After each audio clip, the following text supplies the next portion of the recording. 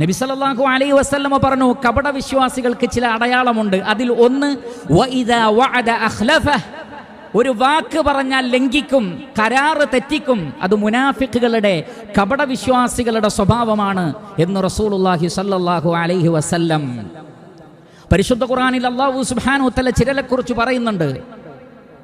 വമിൻഹും മൻ ആഹദല്ലാഹ് ലഇൻ ആതാനാ മിൻ ഫദ്ലിഹി ലനസ്സദ്ദഖന്ന വലനകൂനന്ന മിനസ് സാലിഹീൻ ഫലമ്മാ ആതാഹും മിൻ ഫദ്ലിഹി ബഖലൂ ബിഹി വതവല്ലൂ വഹും മുഅ്രിദൂൻ فأعقبهم نفاقا في قلوبهم إلى يوم يلقونه بما أخلفوا الله ما وعدوه وبما كانوا يكذبون.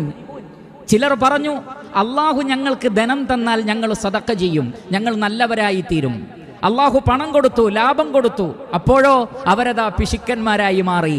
ആദ്യം പറഞ്ഞതൊക്കെ മറന്നു, പിശുക്കന്മാരായി. അള്ളാഹു സുബ്ഹാനഹു വതആല പറയുകയാണ്, ഫഅഅഖബഹും നിഫാഖൻ ഫീ ഖുലൂബിഹിം, അവരുടെ ഹൃദയത്തിൽ അള്ളാഹു കാപട്യം ഇട്ടു കൊടുക്കും.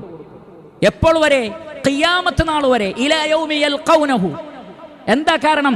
ബിമാ അഖ്ലഫുല്ലാഹ മാ വഅദൂഹു, അള്ളാഹുവിനോട് ഒരു കരാറ് പറഞ്ഞിട്ട് ലംഘിച്ചതാണ് കാരണം. വബിമാ കാനൂ യക്ദിബൂൻ, അവർ കളവ് പറഞ്ഞു എന്നതാണ് കാരണം. കളവ് പറയൽ, കരാറ് ലംഘനം ഹൃദയത്തിൽ കാപട്യം വന്നു ചേരാൻ കാരണമായി തീരും.